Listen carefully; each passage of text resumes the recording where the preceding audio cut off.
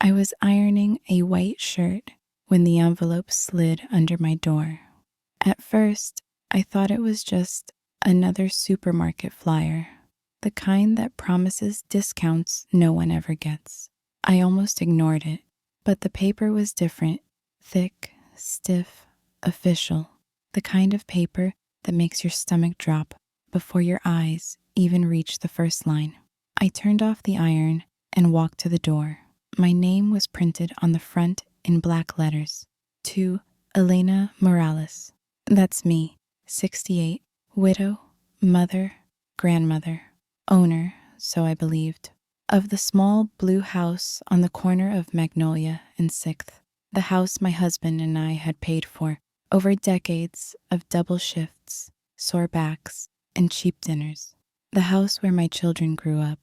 The house where Samuel died holding my hand. My fingers trembled as I tore it open. One page, cold words, and then the line that stole the air from my lungs. Notice of foreclosure. The room tilted.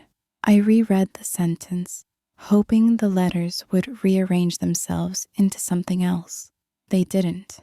Past due mortgage, 3 months, property to be seized, mortgage. My house was paid off 10 years ago. I still remember the sound of the bank manager stamping paid in full. Samuel kissed my forehead, whispered, "They can't take this from us now, mujer." And yet here I was, holding a letter, saying they could. I sat at the kitchen table, the iron forgotten. How could there be a mortgage? I flipped the page, searching desperately for a mistake. Wrong name, wrong address, wrong universe, anything. But the details were all mine. The address, the dates, and then, at the bottom, my signature. My name in the shaky handwriting I recognized immediately. The same curve in the E, the same crooked slant in the S. I pressed my fingers against the ink as though it could explain itself. I didn't remember signing anything like this. Yes, I've signed things before, but never something as big as a mortgage. Never something that could swallow my home whole. The first name that came to mind wasn't the bank manager. It was my eldest son, Luis. Without thinking, I reached for my phone. My hands were trembling so badly I almost dropped it. I dialed his number from memory. He answered quickly.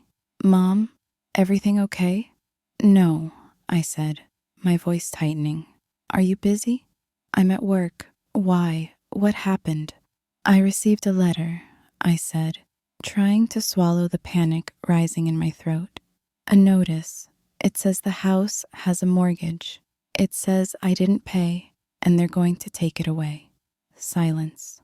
Not confusion, not surprise, just silence, heavy and thick, like a confession without words. "Luis," I whispered. "I'll come by tonight," he said finally, voice clipped. "Don't sign anything. Don't call anyone. Don't go anywhere. Just wait for me." He hung up. He didn't say, "It must be a mistake, Mom." He said, "Don't call anyone." The kind of thing someone says when they don't want anyone else knowing what they've done. The hours until evening felt like walking on broken glass. I tried to occupy myself. I wiped already clean counters. I put coffee on the stove and forgot about it until the smell turned bitter. I went to the bathroom twice just to splash water on my face, as if that could wash away the sense that something terrible was happening behind my back. When I heard the key in the lock, my heart hammered against my ribs. Luis walked in, still wearing his blue work shirt, sleeves rolled up, tie loosened, the faint smell of office air on him. He didn't even greet me. His eyes went straight to the letter on the table. "I can explain," he said. My world tilted again. "You knew about this," I whispered. He rubbed his temples like he was the victim of a headache, not the cause of my crisis. "Mom, listen. It's not as bad as it looks." That's exactly what people say when it's worse than it looks. He sat down, exhaled, and spoke the words that felt like a knife sliding under my ribs. Do you remember the papers you signed? Months ago, when I told you it was just updating bank information? I felt dizzy. The stew, the papers, his quick tone, the pen he placed in my hand. You said it was a formality, I whispered. He winced. It was not exactly a formality. It was a loan, an equity loan, on the house. You mortgaged my house? My voice sounded foreign. You signed, Mom. I didn't forge anything. Because you lied. He looked away. I had an opportunity, okay? At work, a partnership, a business deal. I needed capital. I thought I could fix everything fast. I didn't want you to worry. And when it went wrong? I asked. He didn't answer. When it went wrong, I repeated louder. You hid it. You hid the missed payments. You hid the letters. Because I thought I could still fix it, he snapped. I didn't want you panicking. You always panic. And what am I doing now, Luis? I asked, gesturing to the foreclosure letter. Hosting a party? He stood abruptly. Mom, calm down. Look, worst case, we sell this house before the bank gets it. You come live with us for a while. Camilla already said you could have the kids' room. The kids' room, a storage closet with a window the size of my hand. No, I said. I am not leaving my home. You won't have a choice. Something inside me broke. Something that had been bending for years finally snapped. Luis, I said quietly, tomorrow I'm going to the bank. And after that, I'm going to a lawyer. His face changed, hardened. A lawyer? You're going to drag your own son to court? I'm going to defend myself. You're going to tear this family apart. You tore it apart the moment you used my signature, like a credit card. He grabbed his jacket, jaw clenched. Fine, do whatever you want, but don't come crying to me when you lose everything. He left. The door slammed hard enough to rattle the window. For a long moment, I stood in the middle of my kitchen, staring at the chair he'd been sitting in. My fear had turned into something sharper, something steadier. I wasn't just an old woman anymore. I was a woman who had finally woken up. The next morning, I woke up before the alarm on my old phone could ring. It was still dark outside. The street lamp threw a pale circle of light on the sidewalk. For a few seconds, I lay there, wondering why my chest felt so tight, why my heart was beating so loud. Then I remembered the letter on the table, and sleep fled completely. I got up, made coffee, and drank it standing by the window. The house felt different, not because of anything physical. The same crooked picture frame, the same chipped tiles, the same old curtains. But the air felt suspicious, as if my own walls were watching me, waiting to see what I would do. You and me, okay? I murmured, resting my palm against the kitchen wall. We've survived worse. At 9 sharp, after a small piece of bread I hardly tasted, I took my old handbag. I put inside the foreclosure letter, the folder with the original deed, and the little notebook where I had started to jot down memories during the night, every time my eyes opened with another painful detail. I added a sweater, even though the day was already warming, and left. The bus ride to the bank felt longer than usual, but maybe that was just because my mind was racing. Outside, the city went about its business. Workers rushed toward offices with coffee cups in hand. School children dragged backpacks twice their size. A street vendor shouted about fresh oranges. All I could think was, in 30 days, that blue house might not be mine anymore. The bank's air conditioning hit me like a wave when I stepped inside. Everything was bright, spotless, polished. People walked around in neat clothes, speaking politely, fingertips tapping on keyboards. My shoes squeaked slightly on the shiny floor, and I felt small. A young woman with perfect eyeliner and a smile that didn't reach her eyes greeted me behind a sign that said, "Customer Service." "Good morning, ma'am. How can I help you?" I placed the letter on the counter carefully, as if it might bite. "They sent me this," I said.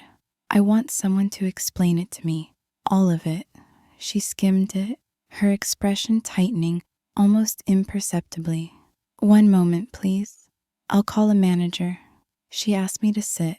The chair was too soft, and my bag felt too heavy on my lap. The letter lay on the table beside me, like a secret I'd never agreed to keep. A man in a gray suit approached a few minutes later, mid-40s, glasses, hair too carefully styled.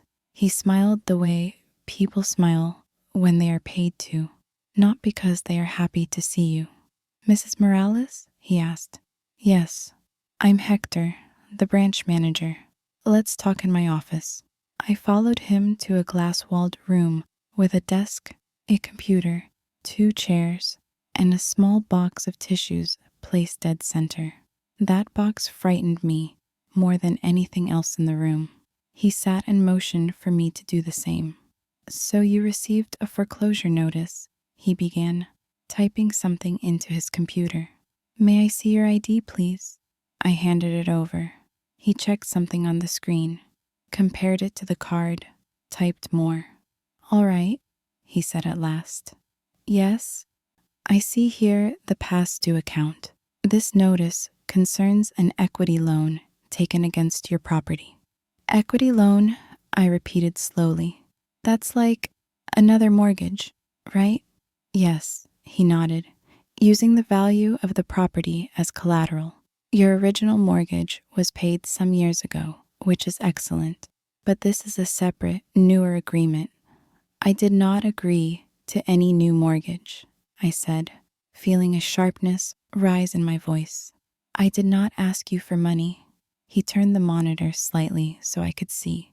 On the screen, my name, my address, the date of the loan, the amount, and then, down near the bottom, a scanned signature, my own. I stared at it.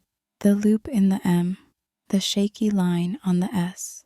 "That's my hand," I whispered, but I never knew what I was signing. He chose his words carefully. I could tell he'd had this conversation before. "Mrs. Morales, the documents show that you came here in person with your son and signed this agreement in the presence of an employee. Your ID was verified. Your signature matched.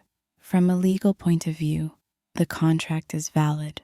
"My son told me it was just a form to update my information," I said. "He said if we didn't sign, the bank would bother me with calls all the time." He glanced down at the file. "Your son appears here as co-beneficiary," he said. "The funds were deposited into an account ending in 3492. I swallowed. "That is not my account." He read the name associated with it. I didn't need to hear it. I already knew. "Luis, his business account." "So he gets the money," I said bitterly, "and I get my house taken away if something goes wrong." His mouth tightened slightly. "The property is the collateral, yes," he said. "That is what was agreed upon." "Agreed," I repeated. Such a pretty word when someone else is holding the pen. He looked uncomfortable now. His fingers tapped the desk once before he stopped them. "Mrs. Morales, I understand this is difficult, but from the bank's perspective, there are only certain things we can do. At this point, you are behind 3 payments. If the debt is not brought current, the foreclosure will proceed." "How much?" I asked. My voice sounded dry. He told me the amount. It might as well have been $1 million. I did some quick math in my head, out of habit. My pension, the little money I made cleaning 2 houses a week, the tiny bit of savings I kept hidden in a cookie tin. Even if I sold the tin, the furniture, and my few pieces of jewelry, it wouldn't be enough. And if I can't pay, I asked, then the property will be auctioned. The bank recovers what it can. If there is any remainder, it is returned to you. But, he hesitated, given the remaining balance and costs, it's unlikely there would be much left. I stared at him. He might as well have said, you lose everything, and in exchange, you get a thank you and a pat on the back. Is there nothing, I asked slowly, that protects an old woman if her own son tricks her into signing something she doesn't understand? He folded his hands. If you believe there was deception or abuse, he said, it becomes a legal matter between you and the other party. The bank assumes that when someone signs a contract, they have read and understood it. We are not allowed to judge family disputes. So you say, not our problem, I said softly. I say, he replied, a bit more firmly, that we can give you information, and in some cases, time. We do have a program for vulnerable clients. I can request a temporary hold on the foreclosure process, maybe 30 to 60 days. No guarantees, but it would give you a window to seek legal advice or find another solution. Time. I clung to that word like a piece of driftwood in deep water. Do it, I said. Give me that time. He printed a form, slid it to me. This time, I read every line, even if it took a while and my lips moved as I did it. When I didn't understand a word, I asked, what does moratorium mean? What does good faith effort mean? His patience thinned at the edges, but held. When I finally signed, I did it with open eyes. When I stepped back onto the sidewalk, the sun had risen high, warming the top of my head, but I still felt cold inside. People passed me, carrying shopping bags and briefcases. A child complained that his ice cream was melting. Somewhere, a car radio played an upbeat song completely out of tune with my mood. For a moment, I wanted to sit on the curb and cry like a little girl. Instead, I adjusted my bag on my shoulder and started walking toward the bus stop. Halfway there, I stopped. My feet, apparently wiser than my brain, had turned of their own accord down another street, Marta's street. She lived 3 blocks from the bank, in a building that always smelled like soup and laundry. I climbed the stairs slowly, my knees protesting.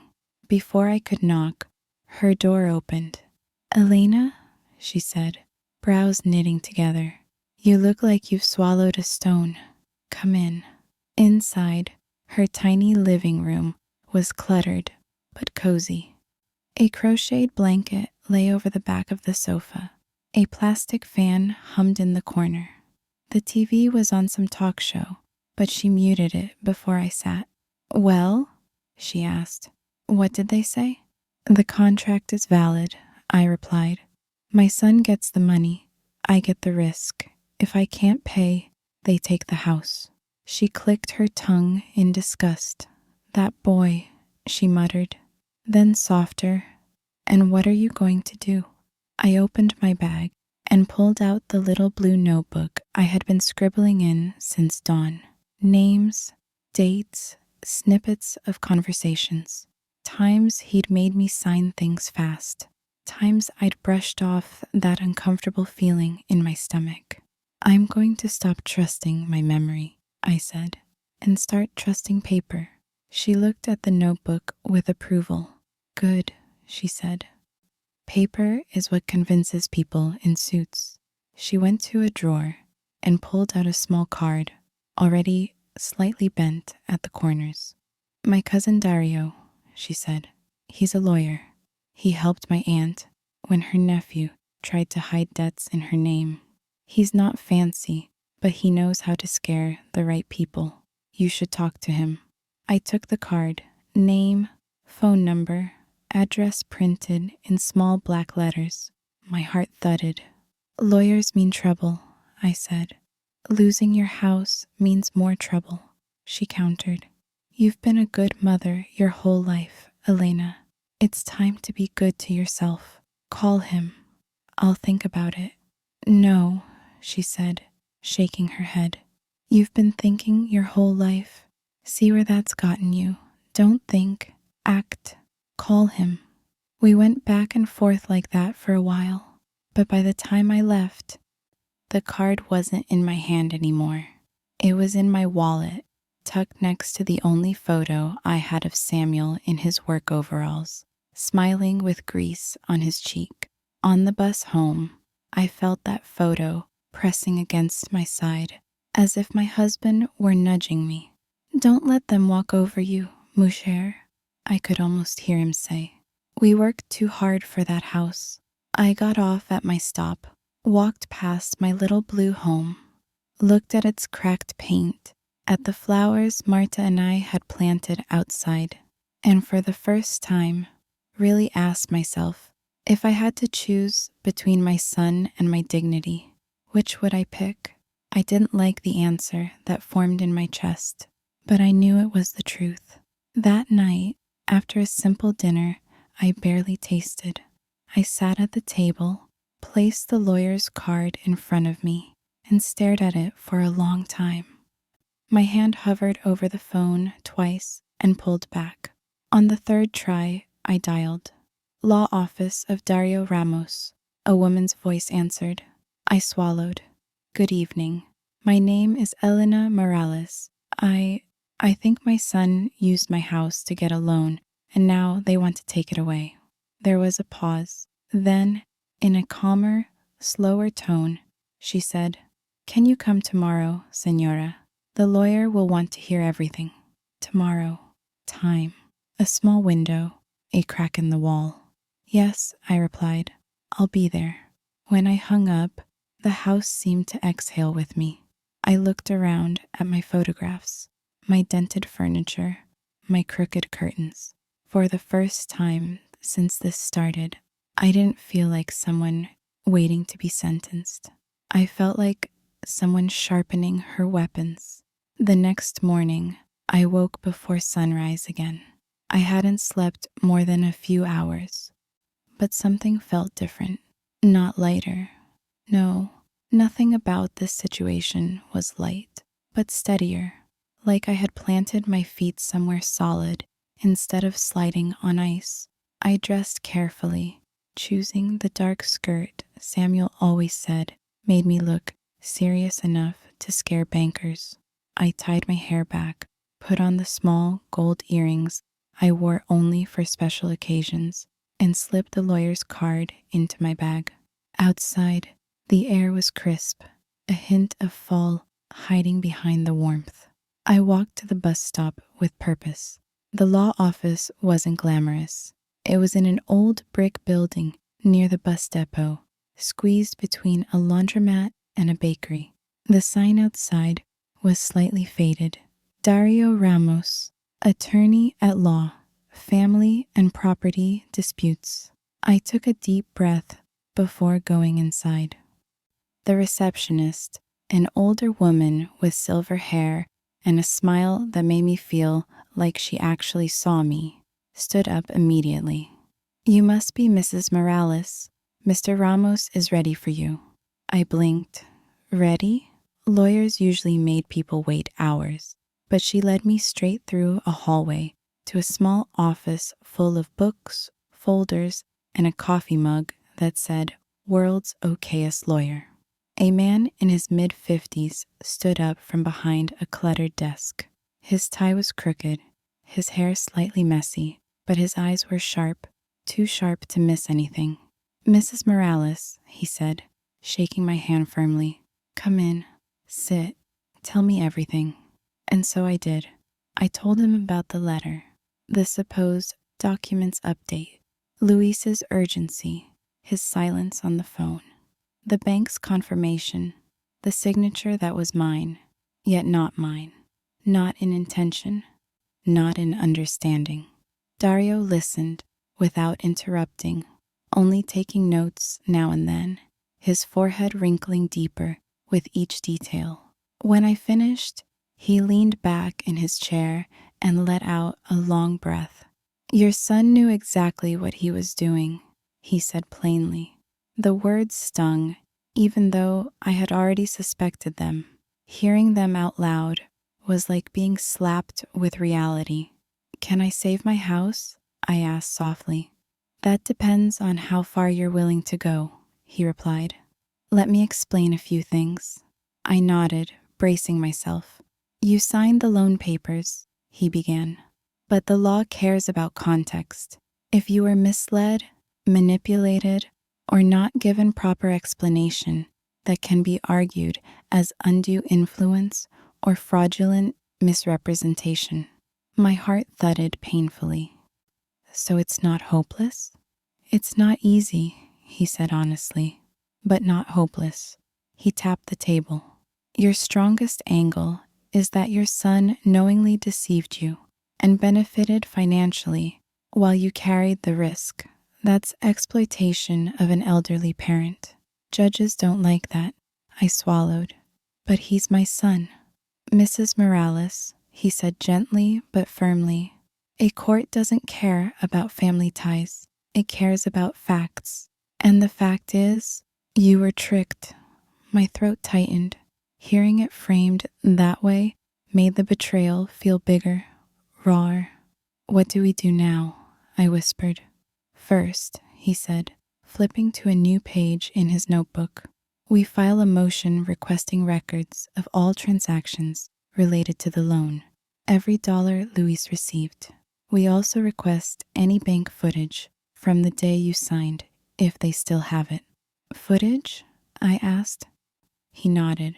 "Yes, if the employee rushed you, failed to explain, or if Luis was answering questions for you. That helps your case." I hadn't even considered that. I remembered flashes, his hand on my elbow, his quick explanations, the employee nodding without meeting my eyes. Maybe the camera had caught more than I realized. "Second," he continued, "we submit a formal objection to the foreclosure, citing potential fraud. It buys time." "How much?" "A month, maybe 2. But time is all we need to dig deeper." I felt a tremor in my hands. He noticed and slid a tissue box closer to me. "And third," he said, softer now, "I need you to understand something important. If we go forward, your son will be notified. He will be required to respond legally." I closed my eyes for a moment. Images floated by. Luis as a baby. Luis learning to ride a bike. Luis crying on his first day of school. Luis bringing me flowers on Mother's Day. And now Luis forging ahead in a world where his mother had become a tool instead of a person. "I'm not trying to hurt him," I said. "I know," Dario replied, "but he already hurt you. This isn't revenge. This is protection." I opened my eyes. "Let's do it." He smiled faintly. "Good. I'll need copies of everything you have. Deeds, letters, receipts, anything you can remember. No detail is too small. Before you leave, my receptionist will help you organize the documents." I nodded, trying to steady my breathing. "Oh, and Mrs. Morales," he said, leaning forward, his voice dropping lower. "Whatever you do, do not confront your son. Not yet. Anything you say to him could be used against you."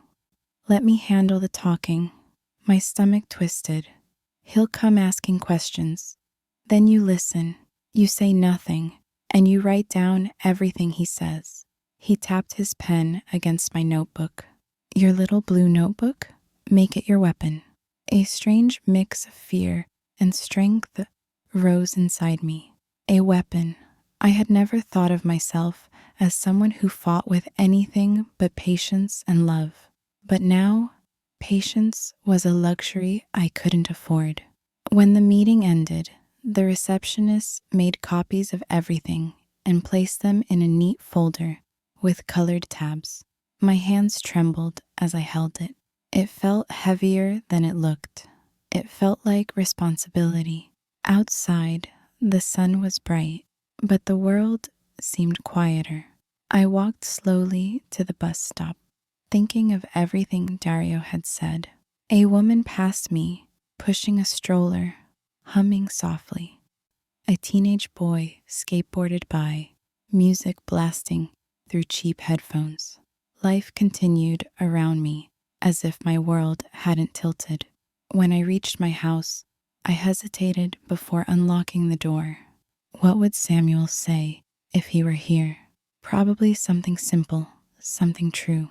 Fight, not for the house, for yourself. I went inside. The house felt different again, but not suspicious this time, expectant.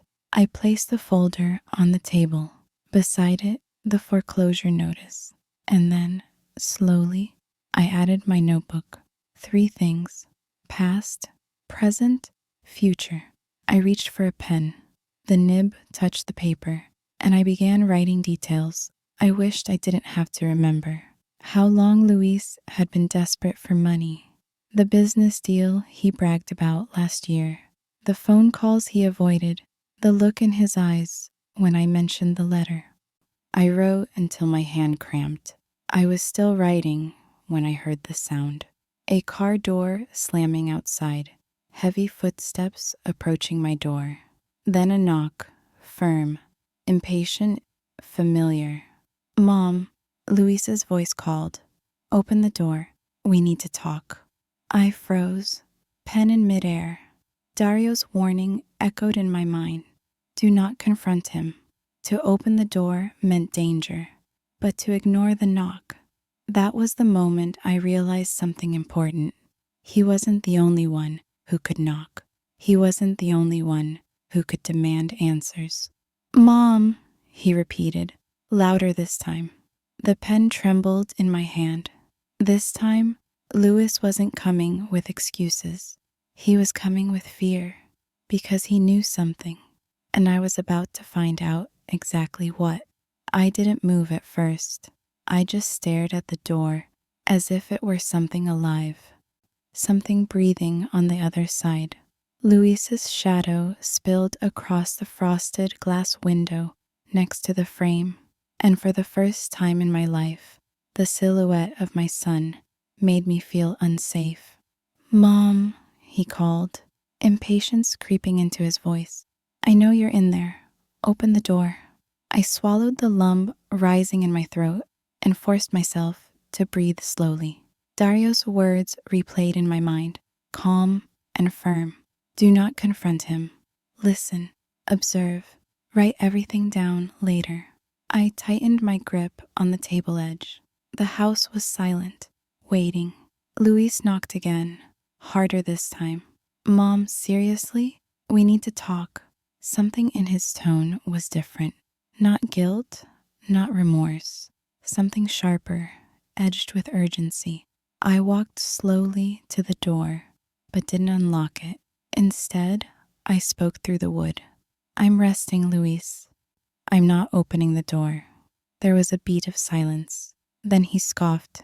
"Resting? Mom, this is not the time to act stubborn. We have a problem." "We had a problem the day you lied to me," I said softly. "Mom," he growled, "open the door." "No." The word came out more solid than I expected. My voice didn't tremble this time. It landed with weight, and I felt something shift inside me. On the other side of the door, Luis let out a shaky breath. When he spoke again, his tone was low and urgent. "Fine," he said. "Listen from there, but don't interrupt me." I waited. "I talked to the bank," he said, "and they said you put in a request for a moratorium." "Why did you do that without telling me?" "I didn't think I needed your permission," I said calmly.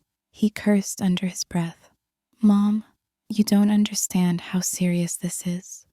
If they put the foreclosure on hold, they're going to look deeper into the documents. They're going to review everything. If they start digging..." He stopped abruptly. My pulse quickened. If they start digging, what? I kept my voice neutral. If they dig, what happens? Nothing, he said too quickly. Nothing.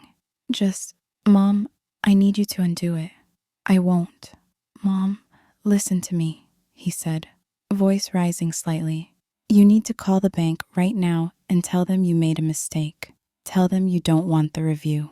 No. Another strong silence fell between us. Then he spoke again, this time more controlled, almost rehearsed. Mom, I know you're upset. I know things look bad, but you have to trust me. I'm your son. I trusted you, I said quietly, and look where it got me. Damn it, Mom, he snapped, then lowered his voice again. Okay, let's calm down. Look, we can fix this. I just need you to sign another paper to reverse the hold. No more papers, I said. Mom, no. He let out a frustrated sound, a mixture of anger and panic. You're going to lose the house, he warned. Do you understand that? You'll have nowhere to go. You'll have nothing left. I closed my eyes for a moment. If I lose the house, I said slowly, it won't be because of the bank or because of fate. It will be because of what you did. He banged the door this time, hard enough to rattle the frame. You're being dramatic, he snapped. You always do this. You always make things bigger than they are. It wasn't anger that rose in me then. It was grief, because I finally heard it clearly. The contempt in his voice, the lack of respect, the familiarity with which he twisted my emotions. He had done it so often, so easily, that he didn't even notice anymore. You need to stop this now, he continued, before things spiral even more. Things? Spiral? The word echoed in my mind. Luis, I said softly, why are you so afraid of the bank investigating? I'm not, he shot back immediately, too immediately. I pressed my palm flat against the door, steadying myself. What are you hiding? I'm not hiding anything, he said, but his tone had turned sharp and defensive. You don't know how the system works, Mom. They'll twist things. They'll blame us. Blame us? I repeated. Yes, they'll say we misrepresented income, or that we didn't disclose something properly, or whatever. Banks always try to put the fault on people like us. But if everything was done legally, I said, why would we be blamed? He didn't answer. Instead, he exhaled shakily. Mom, please, I'm begging you. Just undo the hold. We can deal with everything privately, as a family, privately, in secret, without anyone looking too closely. Too many red flags. There was a long moment of silence before he added, if you go to a lawyer, you'll destroy me. My stomach clenched. He knew. Somehow he knew. I didn't say anything about a lawyer, I said. You didn't have to, he whispered. You're doing things behind my back. I can feel it. There it was, his fear. Real, raw fear. Not of losing me, not of losing the house, of being exposed. Luis, I said gently, what did you do? He knocked again, softer this time. Mom, please. Open the door. Let me explain. I'll tell you everything. Just open the door. For a moment, my hand drifted to the lock, but then I remembered another voice. Dario's. He's going to try to manipulate you. He will say what you want to hear. Stay firm. I pulled my hand back. No, Luis, I said. Not today. Silence. A long silence. Then his voice came back, colder this time. If the bank finds something, if they think fraud was involved, do you know what happens? My pulse quickened. What? They won't just take the house, he said. They can press charges, Mom. Criminal charges. Against the owner. Against the person who signed. My breath caught. You mean me? You're the primary signer, he said. You're the one who carries the responsibility, not me. He was lying. I knew enough to sense it. But the ease with which he said it, the cruelty, made me step back from the door. Before I could respond, he added in a whisper, "And you're too old to survive a legal battle, Mom." My entire body went cold. That wasn't a warning. It was a threat. Slowly, I found my voice. "Luis," I said, calm as ice, "leave my doorstep. Mom, leave." Something in my tone must have reached him. A chair scraped inside my house. The walls seemed to listen. Then I heard footsteps walking away. The car door slammed. The engine started. Tires screeched. And then he was gone. I stood there for a long time, my fingertips pressed against the door, heartbeat hammering. When I finally moved again, my legs were shaking. I went back to the table, opened my notebook, and began writing everything he said, every threat, every slip of the tongue, every word dripping with fear. Halfway through, my phone buzzed.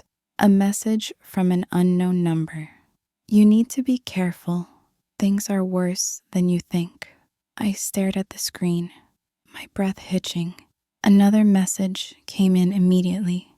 "Meet me tomorrow. I know what Luis did." My blood ran cold. Who was this, and what did they know?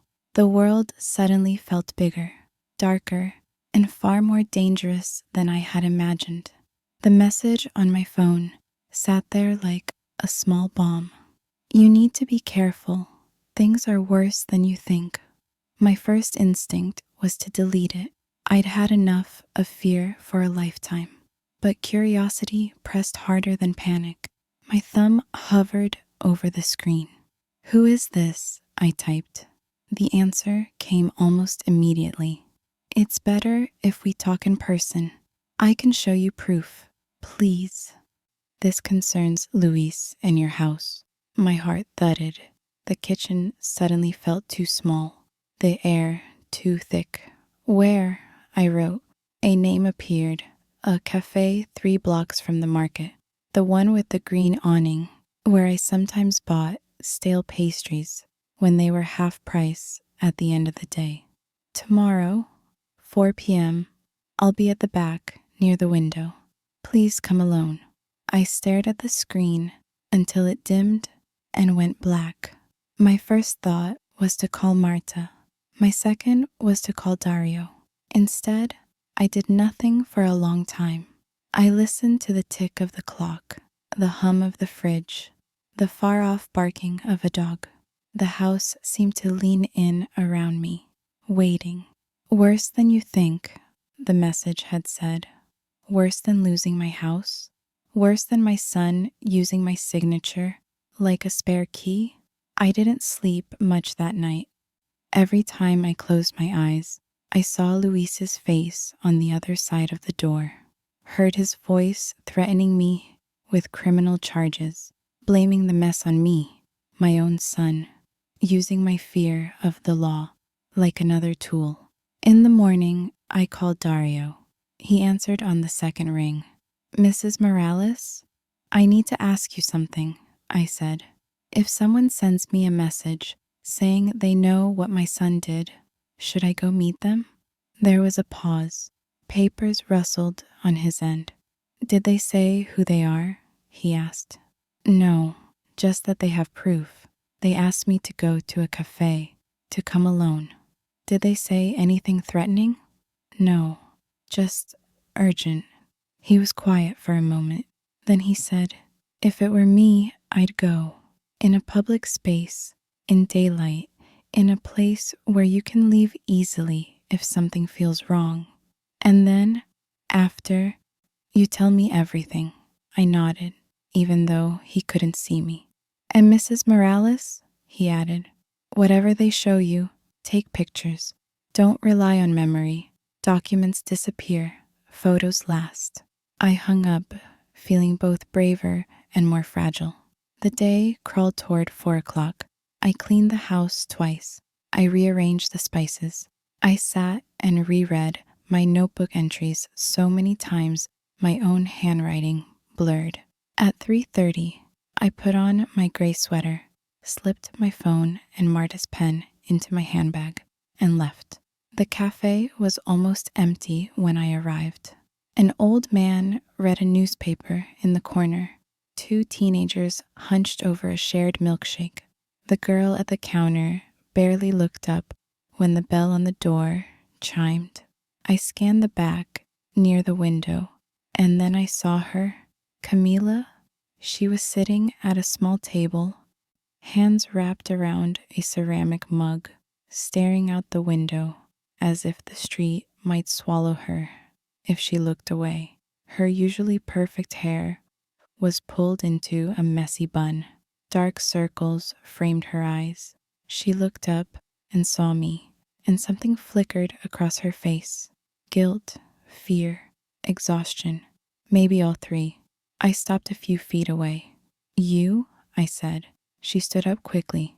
"Mrs. Elena, thank you for coming." For a long heartbeat, we just looked at each other. For years, I had imagined conversations with my son's wife. Quiet talks about the children, recipes, advice, laughter. Instead, all we had shared were polite greetings and strained holidays, her always glued to her phone, me always careful not to intrude. Now here we were, two women with the same last name and no idea how to talk to each other. "Sit, please," she said, gesturing to the chair. I sat. My hands lay flat on the table, ready to push myself up if I needed to leave quickly. "You sent the messages?" I asked. "Yes." She swallowed hard. "Luis can't know I'm here." "That doesn't answer my question," I said. "Why did you call me? Why now?" She took a deep breath, eyes darting toward the door, as if she expected him to burst in at any second. "Because I'm scared," she said. "And because I should have spoken sooner." I waited. "I know about the loan," she said. "About the house, about the foreclosure." I didn't flinch. That much wasn't news. "What you don't know," she added quietly, "is that that's not the only thing he did in your name." For a second, the cafe sound faded. The hum of the refrigerator, the soft clinking of spoons on plates, the murmur of other people's conversations, all of it went distant. "What do you mean?" I asked slowly. She reached into her bag and pulled out a folder, not as thick as Dario's, but heavy enough to make the table creak a little when she set it down. "Luis has been in trouble for a long time," she said, staring at her fingers. "Debts, bad investments, gambling sometimes. He always swore he had it under control. Every time something went wrong, he found a way to buy time. New credit card, new loan, another lie." Pain flashed across her face. For a moment, she looked as old as I felt. "About a year ago," she continued, "he started talking about you more, about how you'd worked all your life, about how you had resources you weren't using, savings, the house. He said it wasn't fair." "Not fair?" I repeated, bitter. "Yes. That you lived in a place that big alone while we were cramped with two kids." She winced. "He said you didn't understand finances, that you didn't know how to make your money work, that he'd help you, that you needed him." I could hear his voice in her words, the tone, the condescension. I had heard it too many times. "At first, it was just talk," she said. "Then I started seeing papers with your name on them, at home, in his briefcase, on the kitchen counter. I asked him about them, and he said it was nothing. Mom signed, don't worry," he always said. But then she opened the folder and slid a photocopy toward me. It was a credit card statement, my name, my address, a card I had never seen, charges to stores I had never stepped into, electronics, restaurants, a hotel, I thought maybe it was a joint card for emergencies, she said.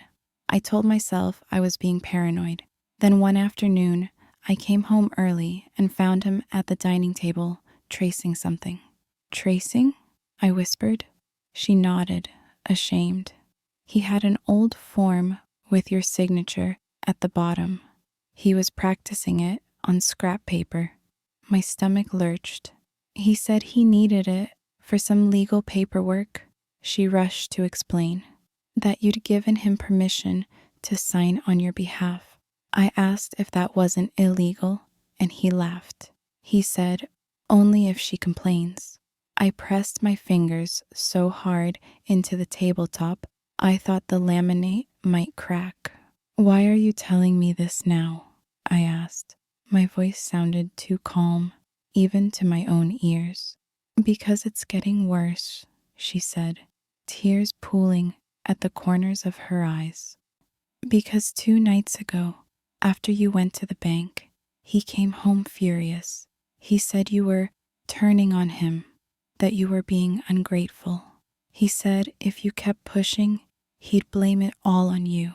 Say you were the mastermind, that you used his name, not the other way around, that you were confused, old, unstable. I stared at her.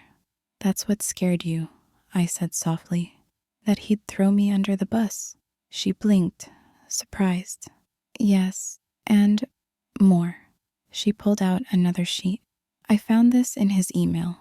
He left his laptop open. It was an email draft, printed, addressed to some financial advisor.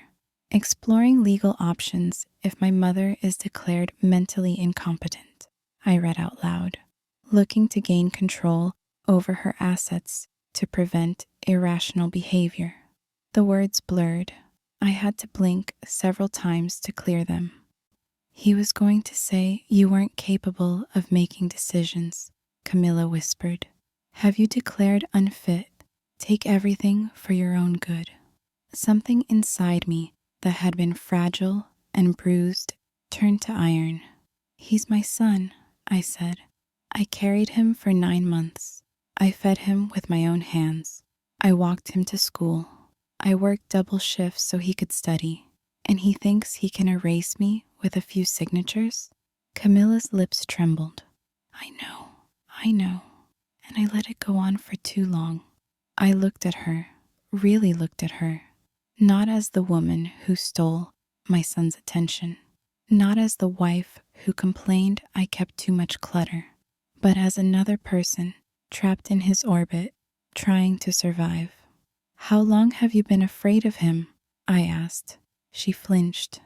I'm not, Camila, I said gently. You're shaking. She looked down at her hands. They were trembling slightly around the coffee mug. He's not a monster, she whispered. He loves the children.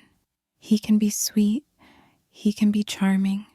But when he's cornered, when money comes up, he changes. He lies as easily as breathing. And when I try to question him, she trailed off, then added in a smaller voice, he doesn't hit me, but words can bruise too, you know? I did know. Every, you always overreact. Every, you're imagining things. Every, don't be so dramatic, leaves a mark. Invisible, but real. What do you want from me? I asked. She blinked, startled. What? You called me here, I said. You brought papers. You told me things that could destroy your husband in court. Why? What do you want? She hesitated, then looked straight into my eyes. I want you to protect yourself, she said. And I want to protect the children. If this explodes, and it will, I want there to be proof that he knew exactly what he was doing, that he used you, that he used all of us. Her shoulders hunched slightly. And maybe, she added in a whisper, maybe I want a way out for myself too. I nodded slowly. It was the most honest thing she'd said yet. Can I take pictures of these? I asked, touching the papers. Take them, she said immediately. They're copies. I kept the originals hidden at home. He doesn't know I have them. I took out my phone and, with hands that only shook a little, photographed each page: credit card statements, email prints, notes in his handwriting that said things like transfer from mom's account with arrows and underlines. Each image felt like both a weight and a weapon. "When you leave," she said, "you should send them to someone you trust. Your lawyer, maybe, so they're not only in your phone, just in case. Just in case. In case my phone went missing. In case he found me. In case he decided his freedom was worth more than his mother." I slipped my phone back into my bag, along with the folder. "Thank you," I said quietly. She shook her head. "No, don't thank me. I'm years late." Her eyes filled with tears. "I watched him twist you. I heard how he talked about you. I knew it was wrong, and I stayed quiet because he's my husband, because I was afraid of being alone with 2 children. I am not innocent in this." Pain flared in my chest. I wanted to tell her it was all right. I wanted to comfort her. But I'd spent a lifetime smoothing over the bad behavior of others. This time, I had to let the discomfort sit. "I don't know what's going to happen to him," I admitted. "To us, to this family." "Neither do I," she said. "But whatever it is, it should be built on truth, not lies." We sat in silence for a moment. 2 women who loved the same flawed man, each bearing different scars from his choices. When I stood to leave, she grabbed my wrist lightly. "Please be careful," she whispered. "If he realizes you know everything, he's going to panic, and a panicked Luis is unpredictable." I nodded. "You should be careful too." We parted with an awkward nod, not quite a hug, not quite a goodbye. Outside, the sky was starting to cloud over, the light turning softer, more uncertain. I walked home without really seeing the streets. Every few steps, I felt my phone like a hot coal in my bag. When I got inside, I locked the door. Then, as Camila had suggested, I sat at the table, opened my messages, and sent every photo to Dario with a short note. "From Luis's wife. She says there are more documents if we need them." His reply came faster than I expected. "These are very important," he wrote. "This changes the case significantly. We won't just argue that you were confused. We will argue calculated financial abuse and attempted power of attorney fraud. Keep everything safe. Do not tell Luis anything. Tomorrow we act." I put the phone down slowly. Tomorrow we act. For months, maybe years, Luis had been moving pieces in silence, arranging the board so I was always the one cornered. Now, for the first time, he wasn't the only one playing. I looked around my little blue house, at the crooked pictures, the fading paint, the plants struggling for light on the windowsill. I had been willing to lose all of this to keep the peace. Now I realized keeping the peace had never been an option, because there is no real peace where there is no respect, and I was done being invisible. The house felt heavier that night, as if every wall had absorbed the truth and was holding its breath with me. I paced from the living room to the kitchen, then back again, unable to settle. The folder from Camila lay on the table like a silent witness. The pictures I had sent to Dario were safely delivered, but even that didn't calm me fully. Every creak of the floorboards made me turn my head. Every car passing by made my chest clench. I kept expecting Luis to appear again, angrier, more desperate, less controlled. Camila's warning echoed like a drumbeat. A panicked Luis is unpredictable. I checked the locks twice before finally going to bed, but sleep didn't come easily. My mind replayed the last few days in loops. The bank, Dario's office, Luis at my door. Camila whispering about signatures and lies. When I did drift into a fragile sleep, I dreamt of papers swallowing my house, brick by brick. Morning arrived like a jolt. I opened my eyes to the pale gray light creeping through the curtains, and for a few seconds, I forgot why my heart was racing. Then it all came back. I sat up slowly and rubbed my temples. Today, Dario said, we act. I forced myself to eat something, half a piece of toast that tasted like cardboard. Then I got dressed, choosing the same dark skirt as before. It felt like armor now. I tucked my notebook into my bag, along with the folder Camila had given me. As I closed the zipper, I paused. Something told me to check my phone. There it was, a new message from Luis. We need to talk today. It's urgent. I stared at the screen, feeling my pulse throb in my neck. The message wasn't angry this time. It wasn't demanding. It almost sounded scared. I didn't reply. Instead, I slipped the phone into my bag and left the house, locking the door behind me. The bus was more crowded today. People stood shoulder to shoulder, clutching bags and coffee cups. Their voices blended into a low hum, but my mind was too busy for any of it to settle. Halfway to the law office, my phone buzzed again. Another message. Mom, please, don't ignore me. I turned the phone face down on my lap. At the next stop, a woman carrying a toddler got on. The little boy smiled at me, holding a toy car in his chubby hands. Something in my chest ached. Children didn't know about betrayal. They didn't know about signatures or loans or mothers crying quietly into old pillows. Maybe that ignorance was a blessing. When I reached Dario's office, the receptionist greeted me with her usual warm nod. He's expecting you, she said, gesturing toward the hallway. I knocked lightly before entering. Dario sat behind his desk, sleeves rolled up, glasses perched low on his nose as he reviewed something. When he saw me, he sat up straighter. Mrs. Morales, come in. We have a lot to go over. I handed him the folder. He opened it carefully, flipping through the photocopies Camilla gave me. His eyebrow rose more with each page.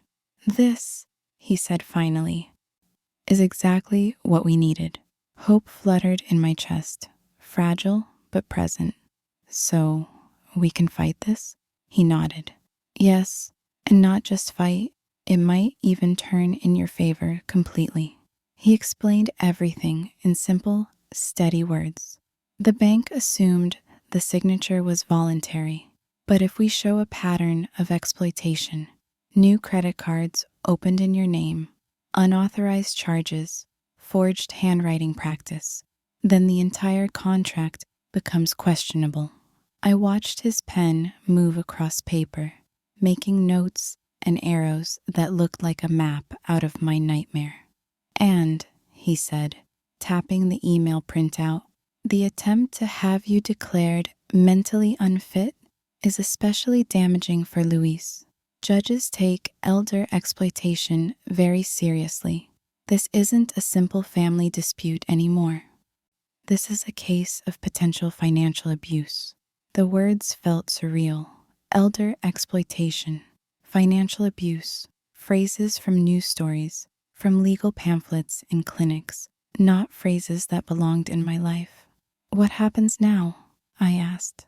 Today, he said, leaning back, I'm filing a petition with the court to pause the foreclosure indefinitely. Not just the bank's moratorium, a legal freeze. It prevents them from auctioning the property until a judge reviews the case. Tomorrow might have still been uncertain, but today, my house was safe. A weight lifted off my ribs, allowing me to breathe properly for the first time in days.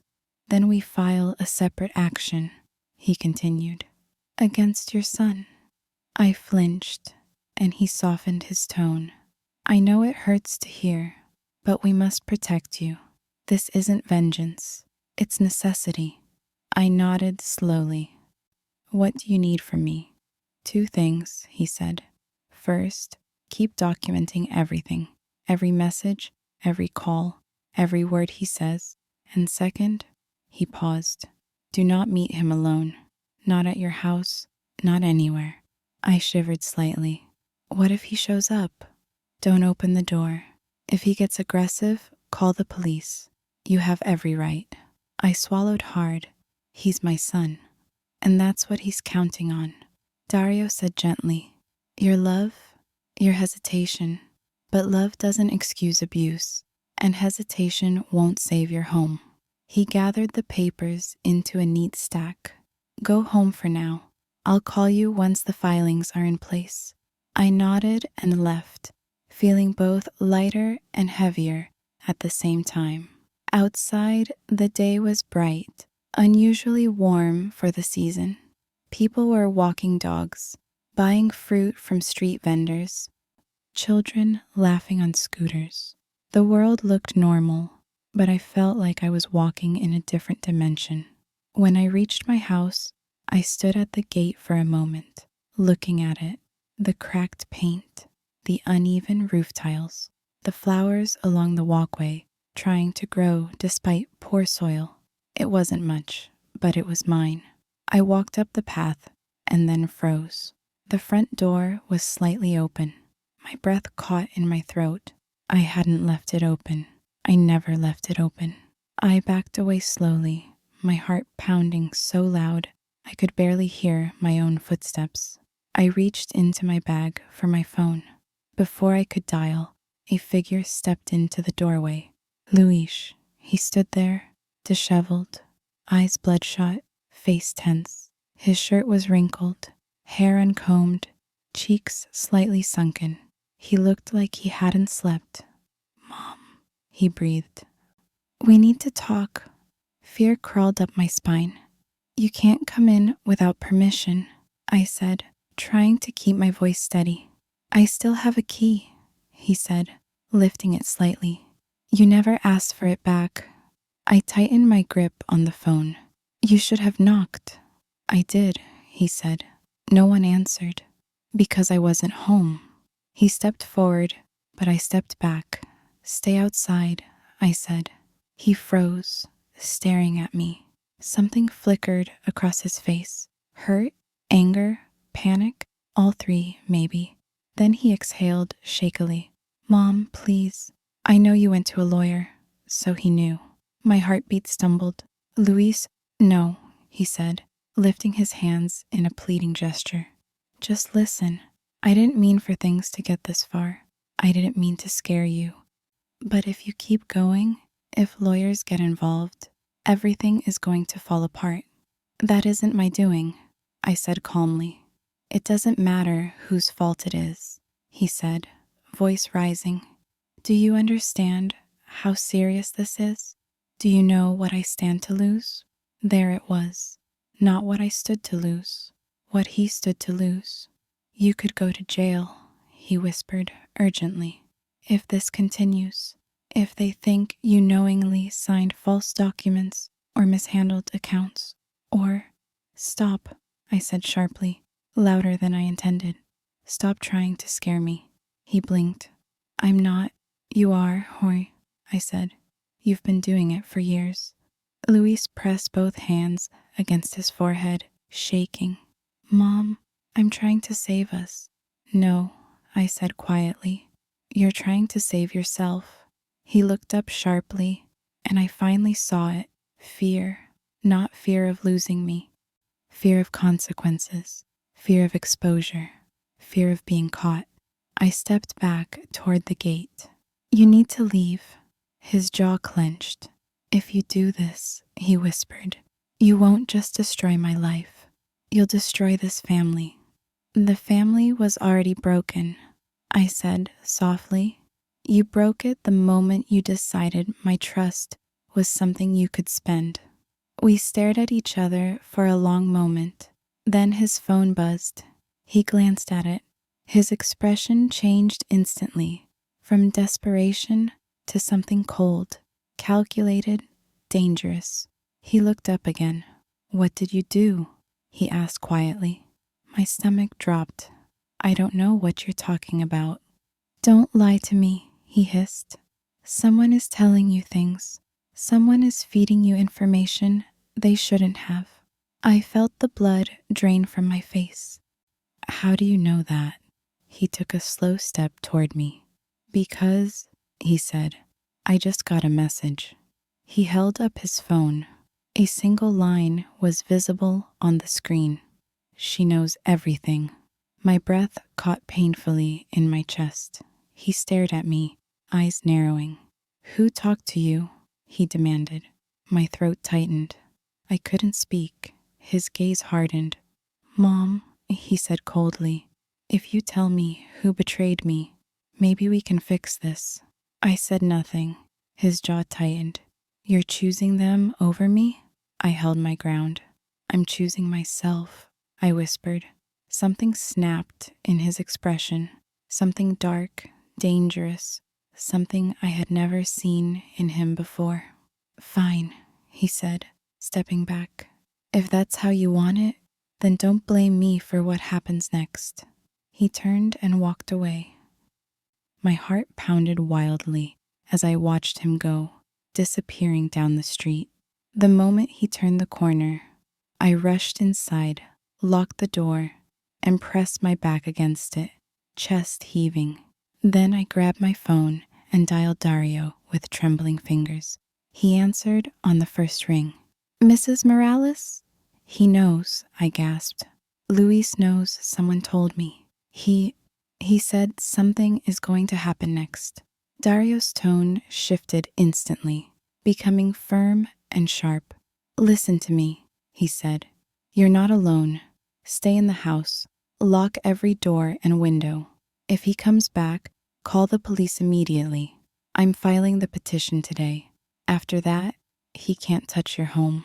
"But Dario, we're going to stop him," he said. "But you must stay vigilant." I hung up and stood there, breathing hard, staring at my trembling hands.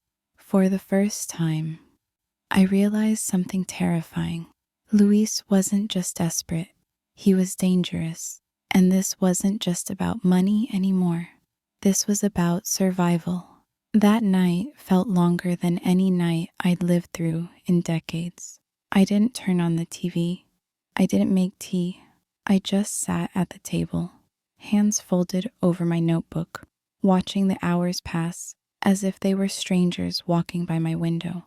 Every sound made me jump. A car door, a dog barking, wind rattling a branch. I checked the locks 3 more times. Just after sunrise, Dario called. "Mrs. Morales," he said without greeting. "The judge approved the emergency petition.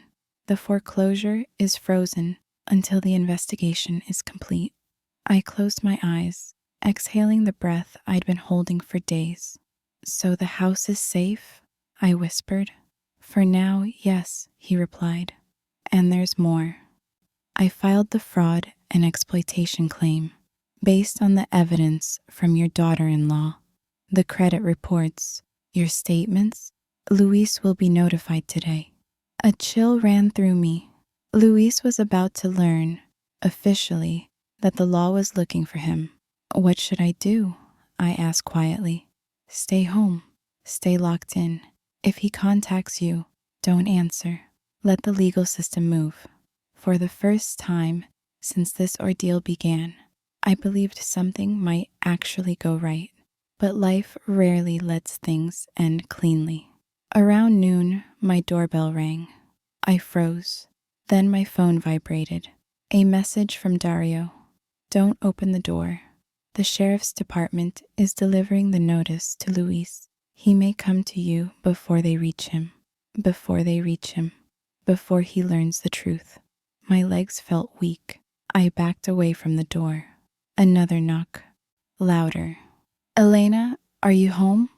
My heart stopped. It wasn't Luis. It was Camila. I rushed to the door and opened it just wide enough to see her face.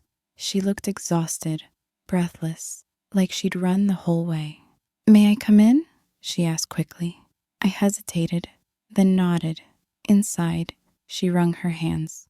"I had to warn you, Luis, he's gone." My mouth went dry. "Gone?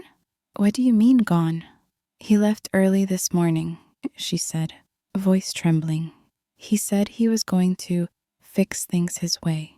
He took his laptop, some cash, his documents, and then," she hesitated. "Then he told me to tell you he never meant for it to be like this." The floor seemed to sway under me. "Do the police know?" I asked. She nodded. "I called. They said once he receives the notice, he'll be considered avoiding service. But, Mrs. Elena, I don't think he's coming back here." A strange heaviness settled in my chest. Not quite relief, not quite grief. Something in between. Something more complicated than language. I sank into a chair. Camilla sat across from me, eyes red. "I'm sorry," she whispered. "I'm sorry for everything." I reached out and took her hand. It surprised both of us.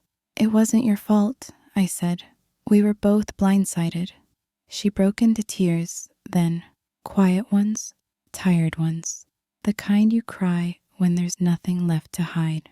We talked for a long time about the children, about her uncertainty, about the guilt she carried. And somewhere in the middle of it all, she looked at me with a fragile hope. "I don't know what happens next," she said softly. "Neither do I replied. "But whatever it is, we'll face it with truth." The sun dipped lower. She hugged me before leaving. A real hug, the first one we'd ever shared. When the door closed behind her, I stood in the quiet of my small blue house, the same walls, the same faded curtains, but everything felt different. This time, I wasn't afraid. This time, I wasn't alone. This time, I had chosen myself. I walked to the kitchen window and looked out at the street. It was peaceful, ordinary, almost painfully normal. The house was safe. The truth was out. And my story, messy, painful, necessary, had reached its turning point. I picked up my notebook, flipped to the last page, and wrote, "Sometimes the people we love the most become the storm in our lives. But sometimes standing up to them is how we finally learn to stand up for ourselves." I put the notebook down, turned out the lights, and let the silence settle like a blanket. For the first time in a long time, I felt something simple, something quiet, freedom. Thank you for listening to this story until the end. If Elena's journey touched your heart, don't leave without supporting our channel. Hit the like button, share this story with someone who needs strength today, and subscribe for more powerful tales every week. Your support helps us keep creating emotional, real-life inspired stories just like this one. Stay safe, take care of your heart, and remember, your story matters too. See you in the next video.